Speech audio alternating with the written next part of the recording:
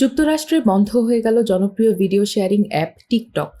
শনিবার 18 জানুয়ারি রাত থেকেই বন্ধ হয়ে গেছে চীনা অ্যাপটি। সরিয়ে নেওয়া হয়েছে অ্যাপল এবং গুগল প্লে স্টোর থেকেও। রোববার থেকে কার্যকর হওয়া এক নতুন আইনের অধীনে এই নিষেধাজ্ঞার মুখে পড়েছে টিকটক।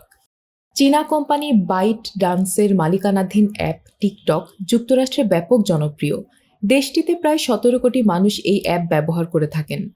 তবে যুক্তরাষ্ট্রে গত বছর পাশ হওয়া একটি আইনের আওতায় টিকটকের মূল কোম্পানি বাইট ডান্স থেকে সম্পর্ক বিচ্ছিন্ন করার নির্দেশ দেওয়া হয়েছে। গত শুক্রবার সর্বসম্মতিক্রমে এই নিষেধাজ্ঞা বহাল রাখেন মার্কিন সুপ্রিম কোর্ট। তবে নবনির্বাচিত প্রেসিডেন্ট ডোনাল্ড ট্রাম্প জানিয়েছেন, তিনি দায়িত্ব গ্রহণের পর টিকটককে নিষেধাজ্ঞা থেকে 90 দিনের জন্য অব্যাহতি দেবেন। টিকটক এই প্রতিশ্রুতি উল্লেখ করে তাদের ব্যবহারকারীদের একটি বার্তাও দিয়েছে। স্থানীয় সময় শনিবার রাত 10:30টার দিকে ব্যবহারকারীরা টিকটকে প্রবেশের চেষ্টা করলে একটি বার্তা পান।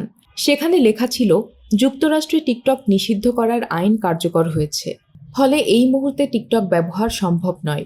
তবে প্রেসিডেন্ট ট্রাম্প ফের টিকটক চালু করতে একটি সমাধান খুঁজে বের করার প্রতিশ্রুতি দিয়েছেন।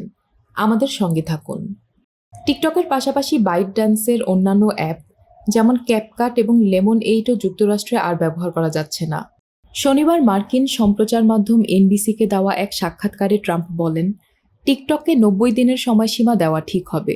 যদি আমি তা করি তবে সোমবার তা ঘোষণা করার সম্ভাবনা বেশি। এর আগে টিকটক জানায়, রোববার থেকে তারা যুক্তরাষ্ট্রে তাদের কার্যক্রম বন্ধ করতে বাধ্য হবে, যদি না অ্যাপল ও গুগল প্রশাসনের কাছ থেকে আশ্বাস পায় যে তারা কোনো ধরনের আইনি ঝামেলায় পড়বে না। হোয়াইট হাউস জানিয়েছে, এই বিষয়ে এখন সিদ্ধান্ত নেওয়ার দায়িত্ব নতুন প্রশাসনের। তবে চীনের ওয়াশিংটন দূতাবাস যুক্তরাষ্ট্রের বিরুদ্ধে অভিযোগ করে বলেছে, তারা রাষ্ট্রীয় ক্ষমতা ব্যবহার করে টিকটককে অন্যায়ভাবে দমন করছে। দূতাবাস জানিয়েছে, চীন তাদের বৈধ অধিকার এবং স্বার্থ রক্ষায় প্রয়োজনীয় সব পদক্ষেপ নেবে।